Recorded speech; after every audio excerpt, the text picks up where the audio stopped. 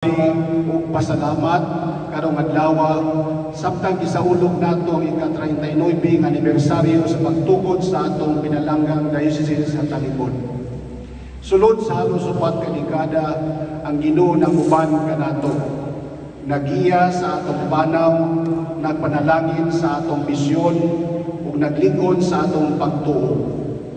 Atong gisaulog karon ang mga misyonaryo, mga pari, mga reliyoso o reliyosa o katawhan laiko o atong kaniay obispo Bishop Christian Crisanto Noel na matinud-anon na mitampo sa pagtukod ug palambo sa atong lokal nga simbahan. Apan karong adlaw, dili lang kita nagtanaw sa nangagi, kita usab nagtanaw sa unahan uban sa paglaom o kaiso. Kay karon atong opisyal nga gilusad ang unang Diocesan Synod. Usa ka ubos sa tema nga pagpasalamat, paghinulsol o paglaom. Kini nga tema usa ka espiritual nga mapa sa atong panaw isip dioceses. Pagpasalamat sa tanang grasya nga nadawat nato, ang gasa sa pagtuo, ang kusog sa atong mga komunidad, ang pagkamaunumon sa atong mga pari o reliyoso ug ang buhi nga pagpakigbain sa atong mga laiko. Ang way buas nga pagtinunungay, pagtinabangay alang sa kalambuan sa nasatagsa natong kaparokya ug sa tibuok diocese. Ato gayon nga pasalamatan. Paghinulsol sa mga gayon nga pakyas sa pinagpili sa tinuod ng mga tinuod ni Kristo.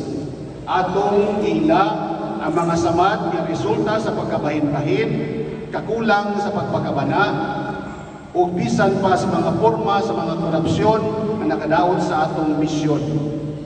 Ang sinudo sa kabalaan nga kahigayunan sa papalandong, pagpaminaw o pagbago. Labaw sa tanan, kini ang panahon sa pag-alim sa mga samad tungod sa atong mga sipyat ug sayo.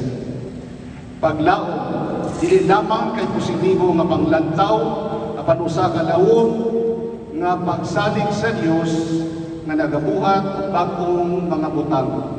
Nagatuo kita nga pinaagi sa sinodo, pinaagi sa tinuray nga pagpaminaw o panagbuban, ang Espiritu Santo magiya kanato ngadto sa kabaguhan. Kini nga sinodo dili lamang para sa pila, kini para sa tanan.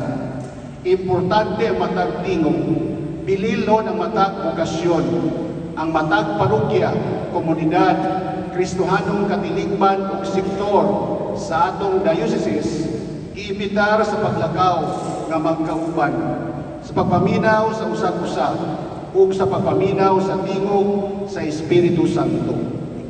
Ayaw kahadlok sa pagsulti sa kamatuoran uban sa gugma. Ayaw kahadlok sa pagdamgo, ayaw kahadlok sa pagbago. Ang Ginoo naguban kanato. Siya naglakaw uban kanato ug siya nagtawag kanato nga mahimong simbahan nga buhi, mapainusanon o maisugon. Samantang atong isaulog ang ika-39 nga tuig, atong usbon ang atong gisaad nga mahimong simbahan sa panagiusa, partisipasyon o misyon.